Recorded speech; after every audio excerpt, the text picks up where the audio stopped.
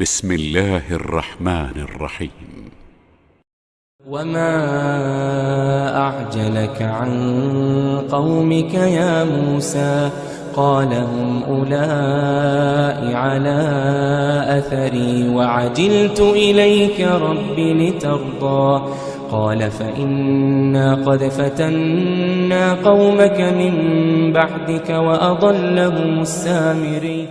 അസ്സലാമു അലൈക്കും വറഹ്മത്തുള്ളാഹി വബറകാതുഹു. ഖുർആൻ പദം 1006 ദിവസത്തിലേക്ക് എല്ലാവരെയും ഹാർദമായി സ്വാഗതം ചെയ്യുന്നു. സൂറത്ത് ത്വാഹയിലെ 83 മുതൽ 85 വരെയുള്ള ആയത്തുകളാണ് ഇന്ന് പഠന വിധേയമാക്കുന്നത്. ക്ലാസ് ആരംഭിക്കുന്നതിനായി ആദരണീയനായ ഡോക്ടർ AI വിലായത്തുള്ള സാഹിബിനെ ക്ഷണിക്കുന്നു. السلام عليكم ورحمة الله وبركاته.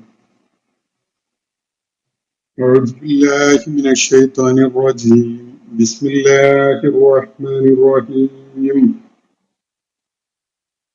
وما أعجلك عن قومك يا موسى قال هم أولئك على أثري وعجلت إليك ربي لترضى قال فإنا قد فتنا قومك من بعدك وأضلهم السامري. صدق الله العلي العظيم. സൂറത്ത് ത്വാഹയിലെ 83 മുതൽ 85 വരെയുള്ള ആയത്തുകളാണ് ഞാൻ നിങ്ങളെ ഓതി കേൾപ്പിച്ചിട്ടുള്ളത്. ഇന്നലെ നമ്മൾ ചർച്ച ചെയ്ത ആയത്തുകളുടെ തുടർച്ചയായി അതിൽ പരാമർശിക്കപ്പെട്ട സംഭവങ്ങളുടെ തുടർച്ചയായി തന്നെയുള്ള ചില കാര്യങ്ങളാണ് ഒരു സംഭാഷണ രൂപത്തിലുള്ള ഒരു വിവരണമാണ് ഈ ആയത്തുകളിൽ ലഭിക്കുന്നത്. ബനൂ ഇസ്രായേൽ സമൂഹത്തെ അഭിസംബോധന ചെയ്തുകൊണ്ട് 3 വളരെ പ്രധാനപ്പെട്ട കാര്യങ്ങൾ ഇന്നലെ നമ്മൾ വായിച്ച ഭാഗത്ത് അല്ലാഹു അവരെ ഓർമ്മിപ്പിക്കുകയുണ്ടായി. ഇതിൽ ഒന്നാമത്തേത് നിങ്ങളുടെ ശത്രുവിൽ നിന്ന് നിങ്ങളെ നാം രക്ഷപ്പെടുത്തുകയുണ്ടായി എന്നതാണ്. രണ്ടാമത് പറഞ്ഞ കാര്യം തൂർ പർവ്വതത്തിന്റെ പാർശ്വത്തായിട്ട് വലതുഭാഗത്തായിട്ട് അവർക്കൊരു സ്ഥലവും സമയവും നിശ്ചയിച്ചു കൊടുത്ത ഒരു ഒത്തുചേരലിന് അള്ളാഹു നിർദ്ദേശം നൽകി. അവർക്ക് പ്രത്യേകമായ ചില ദൈവിക അനുഗ്രഹങ്ങൾ നൽകുന്നതിന് വേണ്ടിയുള്ള ഒരു സ്ഥലവും സമയവും നിശ്ചയിച്ചു കൊടുത്ത കാര്യമാണ് അവിടെ പറയുന്നത്. മൂന്നാമത് പറഞ്ഞ കാര്യം അവരുടെ സിനായി മരുഭൂമിയിലെ വാസക്കാലം ഉടനീളം ഏകദേശം 40 വർഷങ്ങൾ അവർക്ക് ഏറ്റവും ഏറെ ആവശ്യമായിരുന്ന പ്രയോജനകരമായിരുന്ന ഭക്ഷ്യവിഭവങ്ങള് വളരെ അസാധാരണമായ രീതിയിൽ അവർക്ക് അള്ളാഹു ലഭ്യമാക്കി എന്ന് പറയുന്ന കാര്യമാണ്. മന്നും സെൽവായും അവർക്ക് പ്രത്യേകമായി അള്ളാഹു ഒരുക്കി കൊടുത്തു എന്നാണ് ഇവിടെ പറയുകയുണ്ടായത്. അള്ളാഹു നൽകിയിരിക്കുന്ന വിശിഷ്ടമായ ഈ ഉത്കൃഷ്ടമായ ഭോജ്യങ്ങളിൽ നിന്ന് നിങ്ങൾക്ക് വേണ്ടത് ആഹരിച്ചു കൊള്ളുക. പക്ഷെ നിങ്ങൾ നിയമം ലംഘിക്കുന്ന അതിർവരമ്പുകളും പരിധിയൊക്കെ വിട്ട് പെരുമാറുന്നവരാകരുത്. അങ്ങനെയായാൽ അള്ളാഹുവിന്റെ കോപം നിങ്ങളുടെ മേൽ പതിക്കാൻ ഇടയാകും. അള്ളാഹുവിന്റെ കോപം ആരുടെയെങ്കിലും മേൽ പതിക്കുന്നുവെങ്കിൽ അയാൾ നശിച്ചത് തന്നെ എന്നാണ് അവിടെ സൂചിപ്പിക്കപ്പെട്ടത്. അങ്ങനെയാണെങ്കിൽ പോലും പിഴവുകൾ പറ്റുകയും വഴിപിഴച്ചു പോവുകയൊക്കെ ചെയ്യുകയാണെങ്കിൽ പോലും 4 നിബന്ധനകൾ വെച്ചുകൊണ്ട് അല്ലാഹു അവർക്ക് ഒരു മോക്ഷമാർഗമുണ്ട് എന്നതും ഇന്നലെ നമ്മൾ വായിച്ച ഭാഗത്ത് വ്യക്തമാക്കുകയാണ്. വഇന്നീ ലഗഫാറുൻ ലിമൻ താബ, തൗബ ചെയ്ത് മടങ്ങുന്ന, വആമന വിശ്വാസ അടിത്തറ നേരെയാക്കുന്ന, വഅമില സാലിഹൻ സുഹൃതങ്ങൾ ചെയ്യാൻ സന്നദ്ധനാവുന്ന തുമ്മഹത്തത, പിന്നെ ശരിയായ വഴിക്ക് തന്നെ സഞ്ചരിക്കാൻ തയ്യാറുള്ള, സന്മാർഗബോധത്തോടുകൂടി മുന്നോട്ട് പോകാൻ തയ്യാറുള്ള ആളുകളുടെ കാര്യത്തിൽ തീർച്ചയായിട്ടും ഞാൻ ഗഫാർ തന്നെയായിരിക്കും, ഏറ്റവും ഏറെ പുറത്തു കൊടുക്കുന്നവൻ തന്നെ ആയിരിക്കും എന്നുകൂടി അള്ളാഹു അവിടെ പറയുകയുണ്ടായി. അതിനെ തുടർന്ന് അള്ളാഹു മൂസ അലൈഹി ഇസ്ലാമിനോട് നടത്തുന്ന ഒരു സംഭാഷണം, അതാണ് നമ്മൾ ഇന്ന് വായിച്ച ഭാഗത്ത് അടങ്ങിയിട്ടുള്ളത്. വമാ അഅ്ജലക അൻ ഖൗമിക യാ മൂസ. വളരെ അസാധാരണത്വമുള്ള ഒരു കൺസ്ട്രക്ഷൻ ആണ് ഈ വാചകത്തിൽ കാണാൻ കഴിയുക. വമാ അഅ്ജലക, എന്താണ് മൂസെ നിന്നെ ധൃതിയുള്ളവനാക്കി കളഞ്ഞത്, അല്ലെങ്കിൽ നീ ധൃതിപ്പെട്ട് നിന്റെ ജനതയെ വിട്ട് ധൃതിയിൽ ഇങ്ങു പോരാൻ നിന്നെ പ്രേരിപ്പിച്ച കാര്യം എന്താണ് എന്നാണ് ചോദിക്കുന്നത്. നീ നിന്റെ ആളുകളെയൊക്കെ വിട്ട് ധൃതിയിൽ ഇങ്ങോട്ട് എത്തിക്കളഞ്ഞു, അല്ലെങ്കിൽ നിന്നെ എന്ത് കാര്യമാണ് ഇത്രയേറെ ധൃതിയിൽ ഇങ്ങോട്ട് എത്തിച്ചത് എന്നാണ് ചോദ്യം. സ്വമേധയാ വന്നു എന്ന് പറയുന്നതിനേക്കാൾ നിന്നെ ഇങ്ങോട്ട് എത്തിച്ചു എന്ന് പറയുന്ന ഒരു ശൈലിയാണ് ഇതിൽ അടങ്ങിയിട്ടുള്ളത്. എന്ത് കാര്യമാണ് നിന്നെ ഇത്ര വേഗം നിന്റെ നാട്ടുകാരെയും ആളുകളെയൊക്കെ പിന്നിലാക്കിക്കൊണ്ട് നിന്നെ ഇങ്ങ് വേഗം എത്തിച്ചത് എന്താണ് എന്നാണ് അള്ളാഹുവിടെ മൂസ അലൈഹി ഇസ്ലാമിനോട് ചോദിക്കുന്നത്. അള്ളാഹു ബനൂ ഇസ്രായേൽ സമൂഹത്തിന് തൂർ പർവ്വതത്തിന്റെ ചാരത്ത് വലതുഭാഗത്തായിട്ടൊരു മൗഇദ് നിശ്ചയിച്ചു കൊടുത്ത കാര്യം നമ്മൾ ഇന്നലെ വായിച്ച ആയത്തുകളിൽ അടങ്ങിയിട്ടുണ്ട്. ബനൂ ഇസ്രായേൽ സമൂഹം ചെങ്കടൽ കടന്ന് സിനായ് മരുഭൂമിയിൽ എത്തിയതിനെ തുടർന്ന് അവരെല്ലാവരും തൂർ പർവ്വതത്തിന്റെ ചാരത്തായിട്ട് വലതുഭാഗത്ത് സമ്മേളിക്കാൻ വേണ്ടി അള്ളാഹു അവർക്ക് നിർദ്ദേശം നൽകിയിട്ടുണ്ടായിരുന്നു. ബനൂ ഇസ്രായേൽ സമൂഹത്തിന്റെ ആ ഘട്ടത്തിലുള്ള ഒരു പ്രത്യേകത എന്ന് പറയുന്നത് ഇങ്ങോട്ട് വിളിച്ചാൽ അങ്ങോട്ട് ഓടുന്ന ഒരവസ്ഥയാണ്. പ്രവാചകന് വേണ്ട വിധത്തില് ചെവിക്കൊടുക്കുകയോ അദ്ദേഹത്തിന്റെ നിർദ്ദേശങ്ങളെ കൃത്യമായി പാലിക്കുകയോ ചെയ്യുന്ന ഒരു ജനതയായിരുന്നില്ല അവർ. മൂസ അലൈഹി ഇസ്ലാമിന്റെ അനുയായികൾ അനുസരണക്കേടിന്റെ കാര്യത്തില് ലോക ചരിത്രത്തിൽ തന്നെ പ്രത്യേകം ശ്രദ്ധ അർഹിക്കുന്നവരായിരുന്നു എന്നത് വിശുദ്ധ ഖുർആന്റെ പല വിവരണങ്ങളിൽ നിന്നും വ്യക്തമാണ്. അതേപോലെ തന്നെ നബി സല്ലല്ലാഹു അലൈഹി വസല്ലമയുടെ ചില പരാമർശങ്ങളിൽ നിന്ന്, ചില ഹദീസുകളിൽ നിന്നും അത് വ്യക്തമാകുന്നതായിട്ട് നമുക്ക് കാണാൻ കഴിയും. അത് പരാമർശിച്ചുകൊണ്ട് ഒരു ഘട്ടത്തില് നബി സല്ലല്ലാഹു അലൈഹി വസല്ലമയുടെ അനുയായികൾ, സത്യവിശ്വാസികൾ നബി സല്ലല്ലാഹു അലൈഹി വസല്ലമയോട് പറയുന്നുണ്ട്, മൂസായോട് അദ്ദേഹത്തിന്റെ അനുയായികൾ പറഞ്ഞ പോലെ ഞങ്ങൾ ഒരിക്കലും പ്രവാചകര് താങ്കളോട് പറയുകയില്ല. ഞങ്ങൾ വളരെയേറെ അനുസരണയുള്ളവരായിക്കൊണ്ട് താങ്കളുടെ കൽപ്പനകളും നിർദ്ദേശങ്ങളും ശിരസ വഹിക്കാൻ സന്നദ്ധരായവരായിക്കൊണ്ട് നിലകൊള്ളും എന്ന് സൂചിപ്പിച്ചുകൊണ്ടാണ് അവർ സംസാരിക്കുകയുണ്ടായത്. അപ്പൊ ഈ ഒരു സന്ദർഭത്തില് തൂർ പർവ്വതത്തിന്റെ ചാരത്ത് ആ വലതുഭാഗത്ത് എന്ന് പറഞ്ഞാൽ ഈജിപ്തിൽ നിന്ന് അവർ സിനായ് മരുഭൂമിയിലേക്ക് എത്തിയിട്ട് മുന്നോട്ട് പോകുന്ന ഘട്ടത്തിൽ അവരെ സംബന്ധിച്ചിടത്തോളം തൂർ പർവ്വതത്തിന്റെ കിഴക്ക് ഭാഗത്തായിട്ടാണ് ഈ സ്പോട്ട് അവർക്ക് ഐഡന്റിഫൈ ചെയ്യാൻ പറ്റും. അപ്പൊ അങ്ങനെയുള്ള ഒരു സ്ഥലത്ത് എല്ലാവരും ചെങ്കടൽ കടന്ന് മരുഭൂമിയിലേക്ക് എത്തിയിട്ടുള്ള എല്ലാവരും അവിടെ ഒത്തുചേരണം എന്നാണ് ബനൂ ഇസ്രായേൽ സമൂഹത്തിന്റെ അതിലെ സകല അംഗങ്ങളെയും ഒരുമിപ്പിച്ചു കൂട്ടുന്ന ഒരു ഒത്തുചേരൽ ആണ് അള്ളാഹു അവരോട് നിർദ്ദേശിക്കുകയുണ്ടായത്. അതിനുള്ള സമയവും നിശ്ചയിച്ചു കൊടുത്തു, സ്ഥലവും കൃത്യമായിട്ട് പറഞ്ഞു കൊടുത്തു. അവിടെ എല്ലാവരും മേളിക്കണം എന്നതാണ് നിർദ്ദേശം. 40 ദിവസം വ്രതാനുഷ്ഠാനം ചെയ്തുകൊണ്ടും ഭക്തി പൂർവകമായി നിലക്കൊണ്ടുകൊണ്ടും അവരോട് തൂർ പർവ്വതത്തിന്റെ ആ വലതുഭാഗത്തായിട്ട്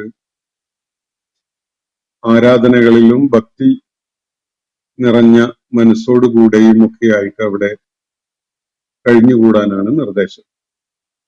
അള്ളാഹു അവർക്ക് മാർഗദർശകമായിട്ട് നൽകാനിരിക്കുന്ന ശിലാഫലകങ്ങൾ നൽകുന്നതിന് വേണ്ടിയാണ് അവരെ വിളിച്ചു കൂട്ടിയിട്ടുള്ളത്.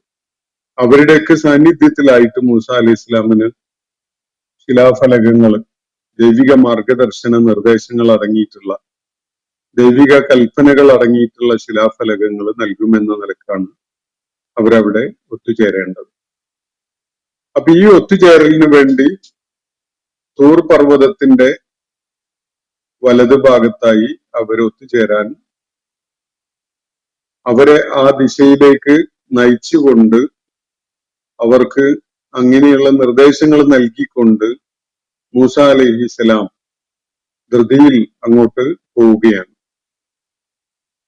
അള്ളാഹുവിന്റെ സന്നിധിയിലേക്ക് അള്ളാഹു ആവശ്യപ്പെട്ട സമയം ഒരിക്കലും അതിക്രമിക്കാതെ നിർദ്ദേശിക്കപ്പെട്ട സമയത്തോ അതിന്റെ മുമ്പോ ആയിട്ട് അവിടെ എത്തണം എന്ന നിർബന്ധത്തിലാണ് മൂസ അലൈഹി ഇസ്ലാം തൂർ പർവ്വതത്തിന്റെ വലതുഭാഗത്ത് എത്തിച്ചേരുന്നത്.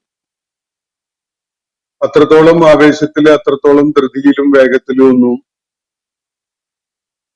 ബനൂ ഇസ്രായേൽ സമൂഹത്തിലെ ആളുകള് എത്തിച്ചേരുകയില്ല എന്നതാണ് ആ ഘട്ടത്തിലെ അവരുടെ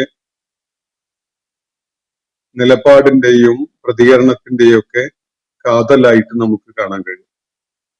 എത്തും, നമുക്ക് അങ്ങ് നടന്ന് എത്താമല്ലോ, സമയമുണ്ടല്ലോ എന്നൊക്കെയുള്ള ഒരു ആലസ്യത്തിന്റെ നിലപാട് സ്വീകരിച്ചുകൊണ്ടാണ് അവര് വരുന്നത്. അവരോടൊപ്പം ഹാറൂൻ അലൈഹിസ്സലാമും ഉണ്ട്.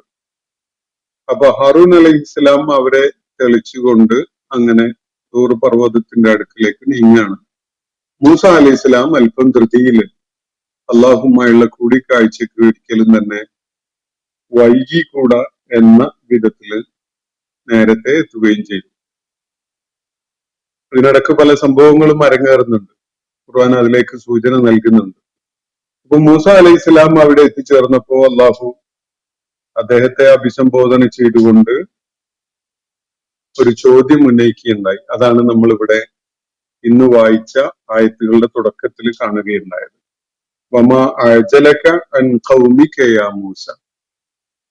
മൂസ, നിന്റെ ആളുകളെ വിട്ട് നിന്നെ എന്റെ ഇപ്പൊ ഇത്ര ധൃതിയിൽ ഇങ്ങോട്ട് എത്തിച്ചു കളഞ്ഞത്? എന്താണ് ഇത്ര ധൃതിയിൽ ഇങ്ങോട്ട് എത്താൻ നിനക്ക് പ്രേരണയായിട്ട് ഉണ്ടായത് എന്നതാണ് ചോദ്യം.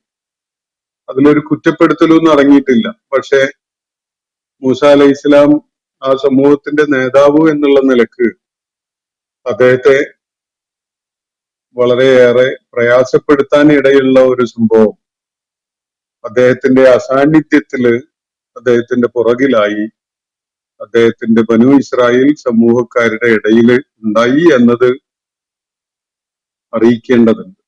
അത് അറിയിക്കുന്നതിന്റെ മുന്നോടിയായിട്ടാണ് അള്ളാഹു ഇവിടെ ഇങ്ങനെ ഒരു ചോദ്യം ഉന്നയിക്കുന്നത്. എന്റെ മൂസ എന്നെ ഇങ്ങോട്ട് ഇത്ര വേഗം കെട്ടിയെടുത്തു എന്നൊക്കെ വേണമെങ്കിൽ നമുക്ക് നമ്മുടെ നാടൻ പ്രയോഗത്തിൽ ചോദിക്കാം.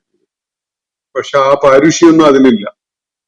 അള്ളാഹു മൂസ അലൈഹി ഇസ്ലാമിനോട് ചോദിക്കുന്നത്, എന്റെ മൂസേ, നീ ധൃതിയിലിങ്ങ് പോന്നു, നിന്റെ കൂടെയുള്ള ആളുകളെ ഒക്കെ പുറകിലാക്കിക്കൊണ്ട് നീ വേഗം ഇങ്ങോട്ട് വന്നതുണ്ട്, എന്താണ് നിന്നെ വേഗം ഇങ്ങോട്ട് എത്തിച്ച കാര്യം എന്നതാണ് ചോദ്യം. അജലക്ക എന്ന് പറഞ്ഞാൽ നിന്നെ ധൃതിയുള്ളവനാക്കി എന്നാണ്, അജലത്തുള്ളവനാക്കി എന്ന്. നിന്നെ അജലത്തുള്ളവനാക്കിയിട്ട് ഇങ്ങോട്ട് എത്തിച്ചത് എന്താണ് എന്നാണ് ചോദ്യം.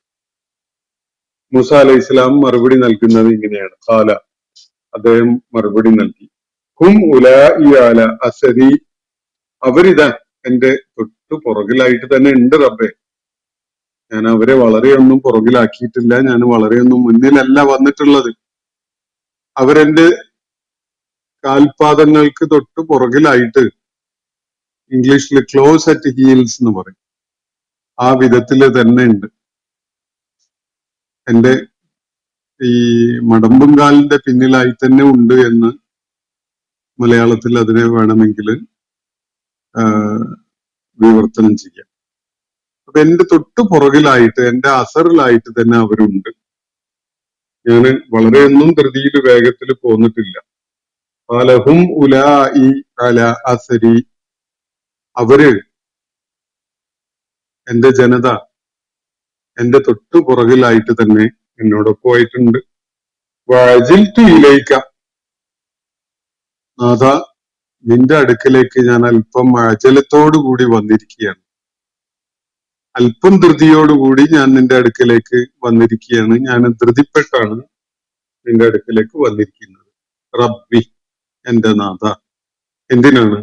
ലിതർല, നീ എന്നിൽ സംപ്രീതനാകുന്നതിന് വേണ്ടിയാണ്, നീ എന്റെ കാര്യത്തിൽ തൃപ്തിയുള്ളവനാകാൻ വേണ്ടിയാണ്, നിന്റെ റിള എന്റെ മേലുണ്ടാകുന്നതിന് വേണ്ടിയാണ് ഞാൻ അല്പം ധൃതിയില് ഇങ്ങ് കുതിച്ചെത്തിയിട്ടുള്ളത്. എന്റെ ആളുകൾ ഒരുപാട് പുറകിലൊന്നുമല്ല, അവരെന്റെ തൊട്ടു പുറകിലായിട്ട് തന്നെ ഉണ്ട്. ഞാൻ അവരെ അനുഗമിച്ചുകൊണ്ടും അവരെ നയിച്ചുകൊണ്ടും ഒക്കെ തന്നെയാണ് വന്നത്. പക്ഷെ ഞാനൊരല്പം ധൃതിയിൽ ഇങ്ങോട്ട് എത്തി. അത് നീ തൃപ്തിപ്പെടാൻ വേണ്ടിയാണ്, നീ എന്നിൽ സംപ്രീതനാകാൻ വേണ്ടിയാണ്, നിന്റെ തൃപ്തി എന്റെ മേൽ ഉണ്ടാകുന്നതിന് വേണ്ടിയാണ് ഞാൻ അങ്ങനെ ചെയ്തിരിക്കുന്നത്. അപ്പൊ അള്ളാഹു ഇങ്ങനെയാണ് മറുപടി നൽകുന്നത്. ഖാല, അള്ളാഹു മറുപടിയായിട്ട് പറഞ്ഞു,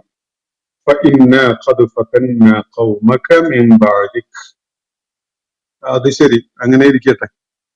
പക്ഷെ നിന്റെ ജനതയെ, എന്നാൽ നിന്റെ ജനതയെ നിന്റെ പുറകിലായി ഞാൻ ഒരു വലിയ പരീക്ഷണത്തിന് വിധേയമാക്കുകയുണ്ടായി. അവര് വലിയൊരു പരീക്ഷണത്തിന് വിധേയമായിട്ടുണ്ട്. അവർക്ക് വലിയൊരു പരീക്ഷണം നേരിടേണ്ടി വന്നിട്ടുണ്ട്. നിന്റെ അസാന്നിധ്യത്തിൽ നീ അവരെ വിട്ടുപിരിഞ്ഞ് ധൃതിയിൽ ഇങ്ങ് പോകുന്നതിന് തൊട്ടുടനെയായിട്ട് അവര് ഒരു പരീക്ഷണത്തിന് വിധേയരാക്കപ്പെട്ടിരിക്കുന്നു. ഇന്ന ഖദ് ഫതന്ന ഖൗമക, നിന്റെ ജനതയെ തീർച്ചയായിട്ടും നാം ഒരു ഫിത്നയിൽ അകപ്പെടുത്തിയിരിക്കുന്നു. ഫിത്ന എന്നത് പരീക്ഷണം എന്ന അർത്ഥമുണ്ട്, കുഴപ്പം എന്ന അർത്ഥമുണ്ട്. ഒരാള് പരീക്ഷിക്കപ്പെടുമ്പോ അതിന്റെ ഫലം അയാള് അബദ്ധത്തിലായി പോവുക, ആ പരീക്ഷണത്തിൽ അയാൾ പരാജയപ്പെടുക എന്നതാണെങ്കിൽ അതൊരു കുഴപ്പമാണ്, അയാൾ കുഴപ്പത്തിൽ അകപ്പെടൽ കൂടിയാണ്. പരീക്ഷണത്തിൽ അയാൾ വിജയിക്കുകയാണെങ്കിൽ കുഴപ്പത്തിൽ അകപ്പെടലല്ല. പക്ഷെ ഇവിടെ ആദ്യം പറഞ്ഞതാണ് കാര്യം. നിശ്ചയമായിട്ടും നാം അവരെ, നിന്റെ പുറകിലായി ഉണ്ടായിരുന്ന ബനു ഇസ്രായേൽ സമൂഹത്തെ ഒരു ഫിത്നയിൽ അകപ്പെടുത്തിയിരിക്കുന്നു, ഒരു പരീക്ഷണത്തിൽ അകപ്പെടുത്തിയിരിക്കുന്നു. അതിന്റെ ഭവിഷ്യത്ത് ഏറ്റുവാങ്ങേണ്ടി വരികയും ചെയ്തിരിക്കുന്നു അവരെ സംബന്ധിച്ചിടത്തോളം. ഇന്ന ഖദ് ഫതന്ന ഖൗമക മിൻ ബഅദിക, നിനക്ക് ശേഷം, നിനക്ക് പുറകിലായി നാം നിന്റെ ജനതയെ ഒരു ഫിത്നയിൽ അകപ്പെടുത്തിയിരിക്കുന്നു, ഒരു പരീക്ഷണത്തിന് വിധേയമാക്കിയിരിക്കുന്നു. വഅളല്ലഹുമു സാമിരി, സാമിരി അവരെ വഴിപിഴപ്പിക്കുകയും ചെയ്തിരിക്കുന്നു എന്നാണ് അള്ളാഹുവിടെ വെളിപ്പെടുത്തുന്നത്. മൂസ അലൈഹിസ്സലാം അള്ളാഹുമായുള്ള കൂടിക്കാഴ്ചക്കായിട്ട് ധൃതിപ്പെട്ട് തൂർ പർവ്വതത്തിന്റെ വലതുഭാഗത്തേക്ക് എത്തിച്ചേർന്നപ്പോ അള്ളാഹു ചോദിച്ചത്, എന്തേ മൂസ നീ ഇപ്പോ ഇത്ര ധൃതിയിൽ ഇങ്ങോട്ട് വന്നു ചേർന്നു, നിന്റെ ആളുകളെയൊക്കെ പുറകെ ആക്കിക്കൊണ്ട്? അപ്പൊ അവരെന്റെ തൊട്ട് പുറകിൽ തന്നെ ഉണ്ട്, അവര് വളരെയൊന്നും അകലെയല്ല. മാത്രമല്ല, നിന്റെ തൃപ്തി എന്നിൽ ഉണ്ടാകട്ടെ എന്നുള്ള നിലക്ക് ഞാൻ വേഗത്തില് സമയം കളയാതെ ഒട്ടും വൈകാതെ ഇങ്ങോട്ട് എത്തിയതാണ്. ഇതാണ് മൂസ അലൈഹിസ്സലാം പറയുന്നത്. മൂസ അലൈഹിസ്സലാമിന് അള്ളാഹുവിനെ തൃപ്തിപ്പെടുത്താൻ വേണ്ടിയുള്ള, അള്ളാഹുവിന്റെ റിള കരഗതമാക്കാൻ വേണ്ടിയുള്ള ആഗ്രഹവും അതിനു വേണ്ടിയുള്ള ആത്മാർത്ഥമായ താല്പര്യമൊക്കെ ബനു ഇസ്രായേൽ സമൂഹത്തിന്റെ നിലപാട് വെച്ച് നോക്കുമ്പോൾ അതിൽ നിന്നൊക്കെ വളരെ വ്യത്യസ്തമാണ് മൂസ അലൈഹി ഇസ്ലാം എന്നത് നമുക്ക് മനസ്സിലാക്കാൻ കഴിയും. ഇങ്ങനെ ധൃതിപ്പെട്ട് അള്ളാഹുവുമായുള്ള കൂടിക്കാഴ്ചക്ക് ഓടിയെത്തിയിരിക്കുകയാണ് മൂസ അലൈഹി ഇസ്ലാം. എന്നാൽ പറഞ്ഞ സമയത്തിന് പോലും എത്താൻ പറ്റുന്ന, അതിന് ആവേശവും അല്ലെങ്കിൽ താല്പര്യവും കാണിച്ചുകൊണ്ട് എത്തുന്നവരായിരുന്നില്ല ബനു ഇസ്രായേൽ. അവര് വഴിയെ കണ്ടതിലൊക്കെ കണ്ണുകൾ ഉടക്കി, അത് കണ്ട് ഇത് കണ്ട്, അത് നോക്കി ഇത് നോക്കി ഒക്കെ ആയിട്ട് സമയം കളഞ്ഞ് വളരെ അലസരായിക്കൊണ്ടാണ് എത്തുന്നത്. വരുന്ന വഴിക്ക് അവരൊരു ക്ഷേത്രത്തിൽ ഉത്സവം നടക്കുന്നതോ പൂജ നടക്കുന്നതോ ഒക്കെ കാണാനിടയായി. മൂസ അലൈഹി ഇസ്ലാം കുറച്ച് മുന്നോട്ട് പോയിട്ടുണ്ടായിരുന്നു. ഹാറൂൻ അലൈഹി ഇസ്ലാമിനോട് ബനു ഇസ്രായേൽക്കാർ അന്നേരം പറയുന്നത്, ഹാറൂനെ, ഞങ്ങൾക്ക് നീ ഒരു ദൈവത്തെ ഉണ്ടാക്കി തരണം എന്നതാണ്. കാരണം ഞങ്ങള് ഇവരൊക്കെ കണ്ടില്ലേ, ഈ നാട്ടുകാർ ഇവരുടെ ക്ഷേത്രത്തിൽ അവര് വിഗ്രഹത്തിന് പൂജ നടത്തുകയൊക്കെ ചെയ്യുന്നത്. അവർക്കൊക്കെ ദൈവമുണ്ട്, ഞങ്ങൾക്ക് മാത്രം കാണാൻ പറ്റുന്ന ഒരു ദൈവമില്ല. അതുകൊണ്ട് ഞങ്ങൾക്കൊരു ദൈവത്തെ ഉണ്ടാക്കി തരണം എന്നൊക്കെ വരെ അവർ പറയുണ്ടായി.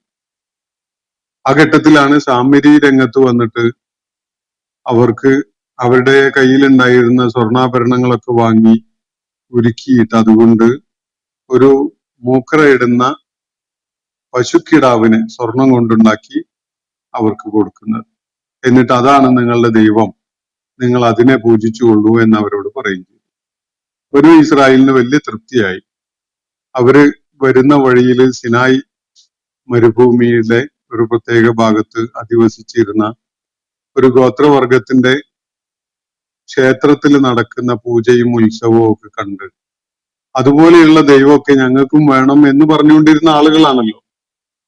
അവർക്കാണ് ഒരു പശുക്കിടാവിനെ സ്വർണം കൊണ്ടുണ്ടാക്കിയിട്ട് ദൈവമാണ് എന്ന് പരിചയപ്പെടുത്തിക്കൊണ്ട് കൊടുക്കുന്നത്. പശുക്കിടാവ് അവരിൽ കൗതുകം ഉണർത്തുന്ന വിധത്തില് ഒരു ശബ്ദവും ഉണ്ടാക്കിക്കൊണ്ടിരുന്നു. നമ്മളിപ്പോഴത്തെ ചൈനീസ് ടോയ്സ് ഒക്കെ ധാരാളം കാണുന്ന അതില് നമ്മളെ സംബന്ധിച്ചിടത്തോളം വലിയ കൗതുകമൊന്നുമില്ല.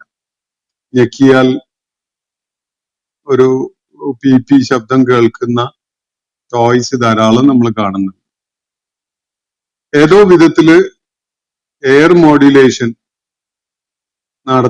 നടത്താൻ പറ്റുന്ന വിധത്തിലുള്ള ഒരു രൂപമാണ് അവര് സാമിരി അവർക്കായിട്ട് സ്വർണം കൊണ്ടുണ്ടാക്കി കൊടുത്തിട്ടുള്ളത്. അതിലൂടെ എയർ പാസ് ചെയ്യുമ്പോൾ ഒരു പ്രത്യേക ശബ്ദം ഉണ്ടാകുന്നു എന്നത് അവരിൽ വലിയ കൗതുകം ഉളവാക്കുന്നതായി അവർക്ക് അനുഭവപ്പെടുകയും ചെയ്തു. അപ്പൊ മൂസ അലൈഹി ഇസ്ലാമിന്റെ അസാന്നിധ്യത്തില് ഈ തൂർ പർവ്വതത്തിന്റെ വലതുഭാഗത്തേക്ക് എത്തുന്നതിന് മുമ്പായി അവര് സിനായ് മരുഭൂമിയിലൂടെ നടന്ന് നീങ്ങി അങ്ങോട്ട് എത്തുന്നതിനിടക്ക് അവര് കണ്ട കാഴ്ചകളും അവരുടെ ശ്രദ്ധയിൽപ്പെട്ട കാര്യങ്ങളും ഒക്കെ ഈ കഥയില്ലാത്ത ഒരു സമൂഹം, ഒരു ആദർശപരമായ അടിത്തറയില്ലാത്ത ഒരു സമൂഹം എന്ന നിലക്ക് ഈ ആളുകൾക്ക് വളരെ ആകർഷകമായി മാറി. നമ്മുടെ രാജ്യത്തെ മുസ്ലിം സമൂഹത്തിന്റെ അവസ്ഥയും ഇതിൽ നിന്നൊന്നും ഒട്ടും വ്യത്യസ്തമല്ല. ഖുർആൻ പഠിക്കുന്ന പ്രവാചകന്മാരും മുന്നോട്ട് വെച്ച ആദർശത്തെ ഉൾക്കൊള്ളുന്ന ഒരു സമൂഹമായിട്ട് പരിവർത്തിതമാകാൻ രാജ്യത്തെ മുസ്ലിമീങ്ങളിൽ ബഹുഭൂരിപക്ഷവും ഇനിയും ഒരുപാട് ദൈവികമായ ഇടപെടലിലൂടെ കടന്നു പോവേണ്ടി വരും എന്ന് തോന്നിപ്പിക്കുന്ന വിധത്തിലാണ് രാജ്യത്തെ മുസ്ലിം സമൂഹത്തിന്റെ അവസ്ഥ കാണാൻ പറ്റും. അത് വളരെയേറെ പുരോഗതി നേടിയ പ്രദേശങ്ങളിൽ, കേരളം പോലെയുള്ള പ്രദേശങ്ങളിൽ പോലും ഇസ്ലാമിന്റെ ആദർശപരമായ മഹത്വം ഉൾക്കൊണ്ടുകൊണ്ടോ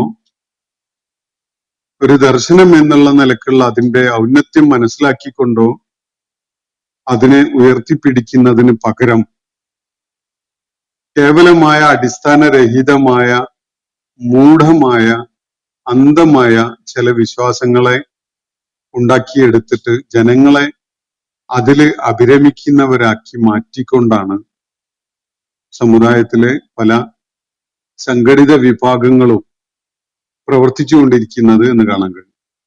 കേരളത്തിന് പുറത്ത് പലയിടങ്ങളിലും ഇതിന്റെ എത്രയോ മടങ്ങ് വഷളായ അവസ്ഥയാണ് കാര്യങ്ങൾ ഉള്ളത്. ഈ ഒരു സമൂഹത്തെ എങ്ങനെ അള്ളാഹുവിന്റെ പ്രതിനിധാനം നിർവഹിക്കാൻ യോഗ്യരായിട്ട് കാണാൻ കഴിയും? ദശാബ്ദങ്ങളായിട്ട് രാജ്യം തേടിക്കൊണ്ടിരിക്കുന്ന ഒരു ആദർശപരമായ ദിശാബോധം, അങ്ങനെയൊന്നും ഇല്ലാത്ത ഒരു രാജ്യത്തെ ജനതയെ സത്യമാർഗത്തിലേക്ക് നയിക്കാൻ എങ്ങനെ ഈ സമൂഹം യോഗ്യരാവും എന്നതാണ് ഏറ്റവുമേറെ ശ്രദ്ധ പതിയേണ്ട ഒരു കാര്യം. മൂസ അലൈഹിസ്സലാമും ഹാറൂൻ അലൈഹിസ്സലാമും നിർവഹിച്ചുകൊണ്ടിരിക്കുന്നത് വളരെ സുപ്രധാനമായ, വളരെ ശ്രേഷ്ഠമായ ഒരു കാര്യമാണ്. എന്നാൽ ആ ശ്രേഷ്ഠമായ ദൗത്യ നിർവഹണത്തിന്റെ ക്വാളിറ്റിയുടെ അടുത്തൊന്നും എത്താത്ത വളരെ മൂഢമായ ഒരു അവസ്ഥയിലാണ്, കഥയില്ലാത്ത ഒരു ജനതയായിട്ടാണ് ബനൂ ഇസ്രായേൽ സമൂഹം ചെങ്കടൽ കടന്ന് മരുഭൂമിയിലൂടെ യാത്ര ചെയ്യുന്ന ഘട്ടത്തിൽ പോലും ഉണ്ടായിരുന്നത്. അതുകൊണ്ടാണ് അവർക്ക് ഒരു വിഗ്രഹം വേണം എന്ന് തോന്നിയതും സാമിരി എന്നൊരു വ്യക്തി അതിൽ ഇടപെട്ടുകൊണ്ട് അവർക്കായിട്ട് സ്വർണം ഒരുക്കി ഒരു പശുക്കിടാവിന്റെ രൂപം ഉണ്ടാക്കി കൊടുത്തതും ഒക്കെ. നമ്മുടെ അവസ്ഥയും ഈ അവസ്ഥയിലൊക്കെ കഴിഞ്ഞു കൂടുന്ന മുസ്ലിങ്ങൾ ഇന്നും ധാരാളം ഉണ്ട്. അവർക്ക് എന്തെങ്കിലും മുടിയോ ചെരിപ്പോ അതുപോലെയുള്ളതൊക്കെ വെച്ചുകൊണ്ട് അങ്ങനത്തെ ചില വിക്രിയകൾ കാണിച്ചുകൊണ്ട് അവരെ ബർക്കത്തെടുക്കാൻ വേണ്ടി പ്രേരിപ്പിക്കുന്ന ഒരു ചൂഷക സംഘവും ഇതിൽ കൊഴുത്തു തടിച്ച് വളരുന്നുണ്ട് എന്നതും കാണാൻ കഴിയുന്നു.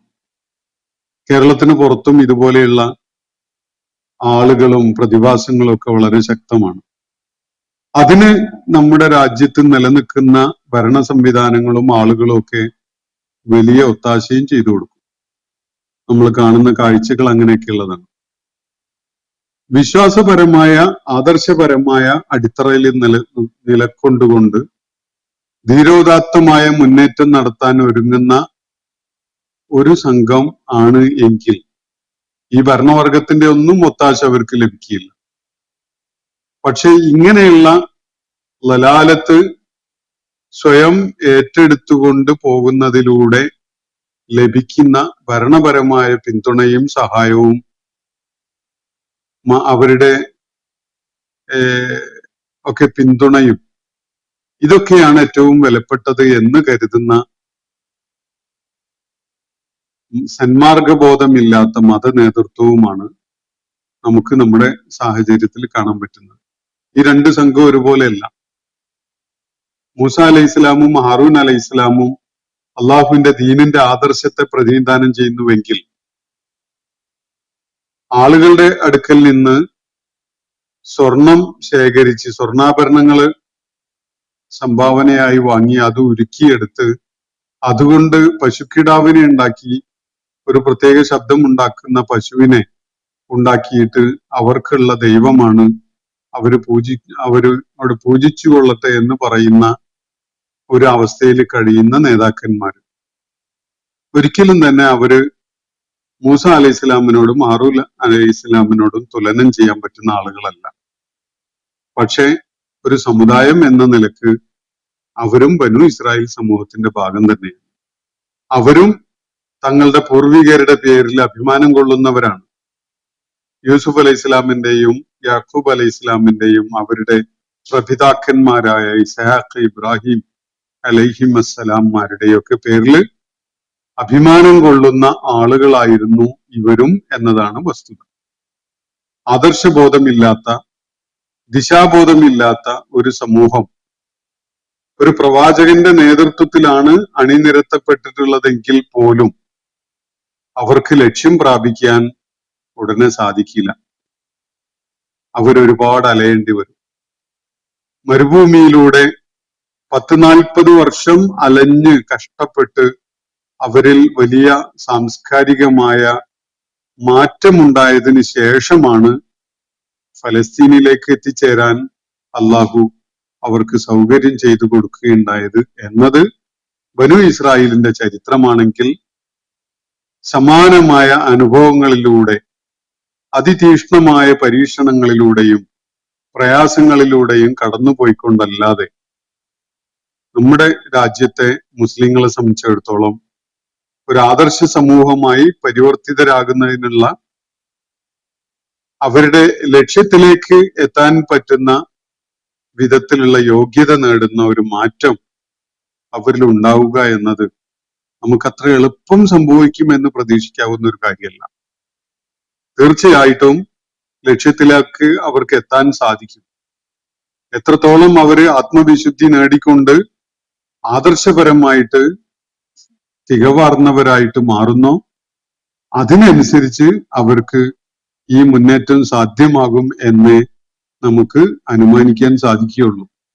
ഈ കാര്യങ്ങളൊക്കെ മൂസ അലൈഹി ഇസ്ലാമുമായി ബന്ധപ്പെട്ടുകൊണ്ടുള്ള ബനു ഇസ്രായേൽ സമൂഹത്തിന്റെ ഈ അനുഭവ തലങ്ങളൊക്കെ ഖുർആൻ പലയിടങ്ങളിലായിട്ട് നമുക്ക് വിവരിച്ചു തരുന്നത് കൃത്യമായിട്ടും ചരിത്രപരമായി അവ നമുക്ക് പ്രയോജനപ്പെടാൻ വേണ്ടി തന്നെയാണ്. അതിൽ നിന്ന് പാഠം ഉൾക്കൊള്ളാനും സ്വന്തം വഴികളെ ശരിയായതാക്കി മാറ്റാൻ അതിൽ നിന്ന് പ്രേരണ ലഭിക്കുന്നതിനൊക്കെ വേണ്ടിയാണ് എന്നതിൽ യാതൊരു സംശയവും ഇല്ല.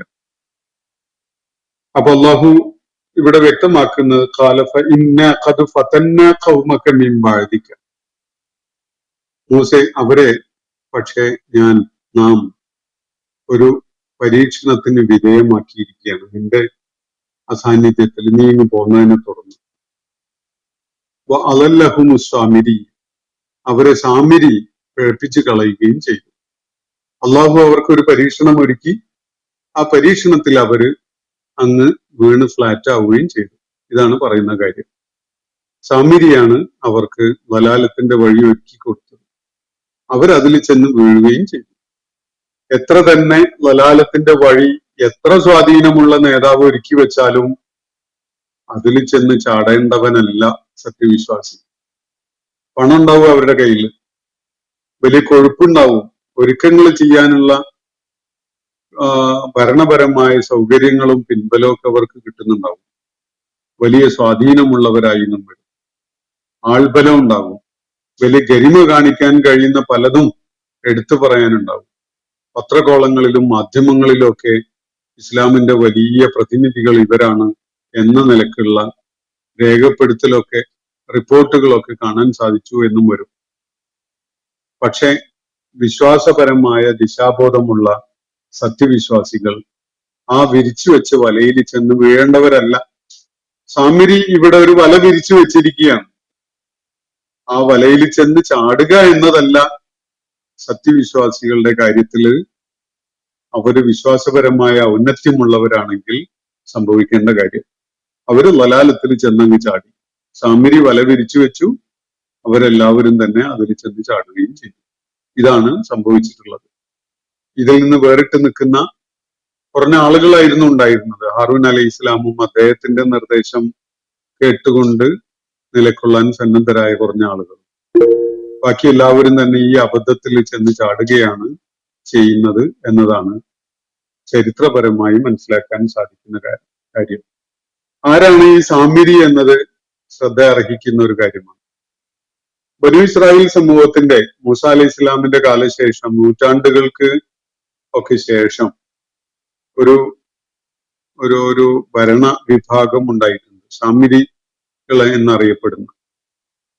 അത് ഒരു ഡിനസ്റ്റിയുടെ പേരായിട്ട് അറിയപ്പെടുന്നു. ഒരു ഭരണവർഗം, രാജാക്കന്മാരുടെ ഒരു തുടർച്ച. അങ്ങനെ ആ പേരിലൊരു ഡിനസ്റ്റി ഉണ്ടായിട്ടുണ്ട് എന്നത് ചരിത്രപരമായിട്ട് നമുക്ക് കാണാൻ കഴിയും. അത് പക്ഷേ മൂസ അലൈഹി ഇസ്ലാമിന്റെ കാലം കഴിഞ്ഞ് ഒരുപാട് നൂറ്റാണ്ടുകൾ തന്നെ പിന്നിട്ടിട്ട് അതിനുശേഷമുള്ള ഒരു ഡെവലപ്മെന്റ് ആണ്. അപ്പോ ഖുർആനില് മൂസ അലൈഹി ഇസ്ലാമിന്റെ സമകാലികനായിക്കൊണ്ട് ബനു ഇസ്രായേലിനെ വഴിപഴപ്പിച്ച സാമിരിയെ കുറിച്ചുള്ള പരാമർശം കണ്ടപ്പോൾ ഓറിയന്റലിസ്റ്റുകളും ഇസ്ലാം വിമർശകരും ഒക്കെ ആയിട്ടുള്ള യഹൂദ ക്രൈസ്തവ സമൂഹത്തിലെ ആളുകൾ ഖുർആന്റെ രചയിതാവിന് ഈ ചരിത്രപരമായിട്ടുള്ള അബദ്ധം പറ്റിയിരിക്കും. സാമിരി മൂസ അലൈഹി ഇസ്ലാമിന്റെ കാലത്തുകാരനായിരുന്നില്ല. മൂസ അലൈഹി ഇസ്ലാമിന്റെ കാലശേഷം നൂറ്റാണ്ടുകൾ തന്നെ പിന്നിട്ട ശേഷം ബനു ഇസ്രായേൽ സമൂഹത്തിൽ ഭരണം നടത്തിയിരുന്ന ഒരു രാജവംശമായിരുന്നു സാമിരി. അതുകൊണ്ട് അവരുടെ കാലത്താണ് പശുക്കിടാവിനെ ഉണ്ടാക്കുന്നതും അതിനെ പൂജിക്കുന്നതും ഒക്കെ എന്നൊക്കെ പറഞ്ഞുകൊണ്ട് അവര് ഖുർആനെ ആക്ഷേപിക്കുന്ന ഒരു കാര്യം ഉണ്ടായിട്ടുണ്ട് ചരിത്രപരമായിട്ട്.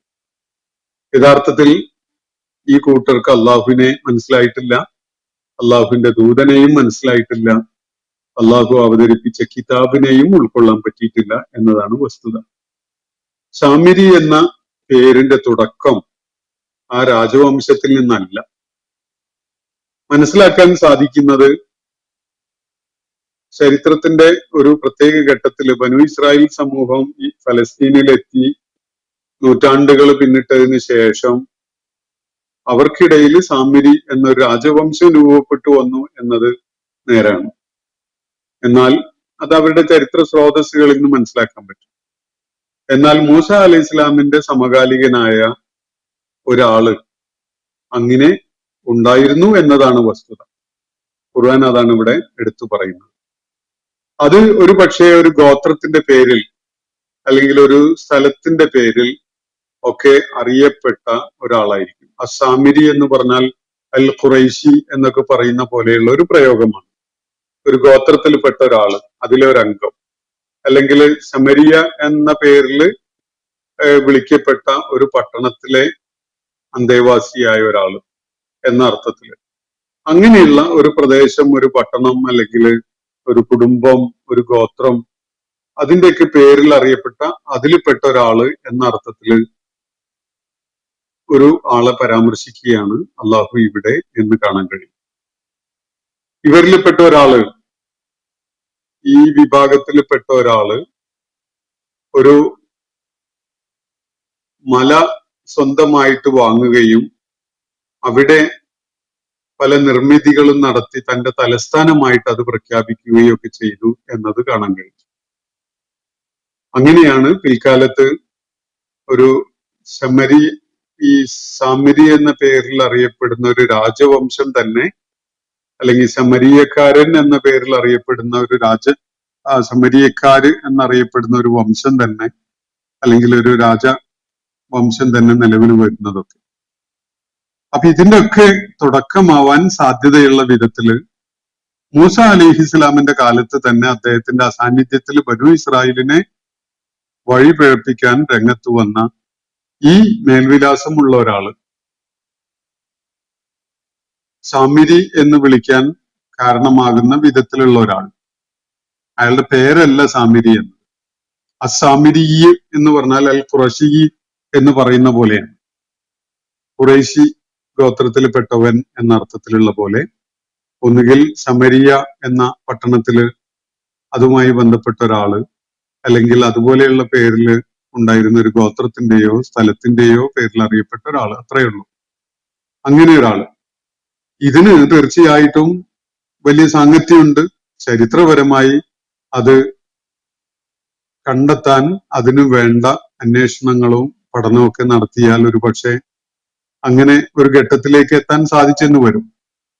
ഒരിക്കലും തന്നെ ബനു ഇസ്രായേൽ സമൂഹത്തിന് പരിചയമുള്ള ആ ശമരിയ രാജവംശവുമായിട്ട് നേരിട്ട് ബന്ധമുള്ള ആളായിരുന്നില്ല ഇയാൾ അതിന്റെയൊക്കെ എത്രയോ മുന്നേ മൂസ അലൈഹി ഇസ്ലാമിന്റെ കാലത്ത് ഉണ്ടായിരുന്ന ഒരാളുടെ കാര്യമാണ് ഖുർആൻ ഇവിടെ പരാമർശിക്കുന്നത്. അള്ളാഹുവുമായുള്ള കൂടിക്കാഴ്ചക്ക് വേണ്ടി മൂസ അലൈഹി ഇസ്ലാം ധൃതിപ്പെട്ട് തൂർ പർവ്വതത്തിന്റെ അരികിലേക്ക് എത്തിയപ്പോഴേക്ക് മൂസ അലൈഹി ഇസ്ലാമിന്റെ അസാന്നിധ്യത്തില് ഈ സാമിരി ഒരു പണി ഒപ്പിക്കുകയാണ്. വഴിയിൽ കണ്ട ക്ഷേത്രത്തിൽ ആളുകൾ വിഗ്രഹത്തെ പൂജിക്കുന്നത് കണ്ടിട്ട് അതിൽ ആവേശം കാണിച്ച ഈ ബനു ഇസ്രായേലിന് അവർക്ക് എന്തെങ്കിലും ഒരു വിഗ്രഹം മുന്നിൽ വേണം. അതാണ് അവരുടെ ബുദ്ധിപരമായ നിലവാരം. അവരുടെ ചിന്താപരമായിട്ടുള്ള അവസ്ഥയൊക്കെ അതാണ്. സത്യവിശ്വാസത്തിന്റെ ആദർശം കൊണ്ട് ഒരു വിശ്വാസപരമായ വിമോചനം സാധ്യമായിട്ടുണ്ടായിരുന്ന ആളുകളല്ല അവരെ മൂസ അലൈഹി ഇസ്ലാമിന്റെ കയ്യിലേക്ക് കിട്ടിയിട്ടേ ഉള്ളൂ.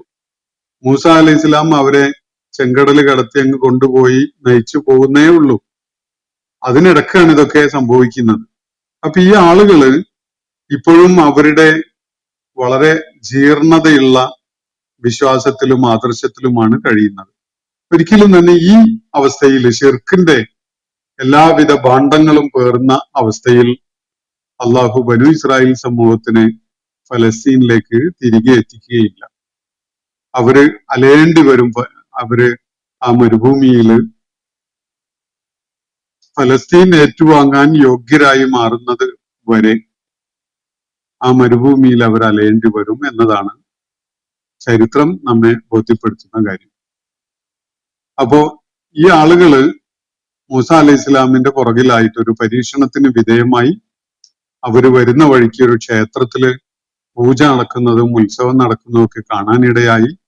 അവർക്കും അതുപോലെയുള്ള കാണാൻ പറ്റുന്ന ഒരു ദൈവം വേണം എന്നുള്ള ആഗ്രഹം അവരിലുണ്ടായി. ആ ആഗ്രഹത്തെ മുതലെടുത്തുകൊണ്ട് സാമിരി എന്ന പേരിൽ അറിയപ്പെട്ട ഒരാള് രംഗത്ത് വന്നുകൊണ്ട് സ്വർണം കൊണ്ടുള്ള ഒരു പശുക്കിടാവിനെ ഉണ്ടാക്കി കൊടുത്ത് അവരെ അത്ഭുതപ്പെടുത്തി. അവര് ആ പശുക്കിടാവിനെ പൂജിക്കാനും തുടങ്ങി. ഇതൊക്കെ സംഭവിക്കുന്നത് മൂസ അലൈഹി ഇസ്ലാമിന്റെ അസാന്നിധ്യത്തിലാണ്. അള്ളാഹു അവർക്ക് ഒരു പരീക്ഷണം നൽകി. ആ പരീക്ഷണത്തില് അവര് ചെന്ന് പെടുകയും ചെയ്തു. അത് അവരെ സംബന്ധിച്ചിടത്തോളം വലിയ ഫിത്നയായിട്ട് തന്നെ, വലിയ കുഴപ്പമായിട്ട് തന്നെ മാറുകയും ചെയ്തു. ഇതാണ് അള്ളാഹുവിടെ പറഞ്ഞു വെച്ചതിന്റെ ചുരുക്കം. അപ്പോ ഇവിടെ ബനു ഇസ്രായേൽ ഈ പുറപ്പാട് നടത്തി മരുഭൂമിയിലേക്ക് എത്തിയതിനെ തുടർന്നുണ്ടായ സംഭവങ്ങളെ വളരെ ശ്രദ്ധേയമായ ചില കാര്യങ്ങൾ എടുത്തു പറഞ്ഞുകൊണ്ട് അള്ളാഹു വളരെ സംക്ഷിപ്തമായിട്ട് വിവരിക്കുകയാണ് ഇവിടെ. വേറെ പല സൂറത്തുകളിലും ഇതിന്റെ ചില വിശദാംശങ്ങൾ കൂടി നൽകുന്നതായിട്ട് നമുക്ക് കാണാൻ കഴിയും. അള്ളാഹു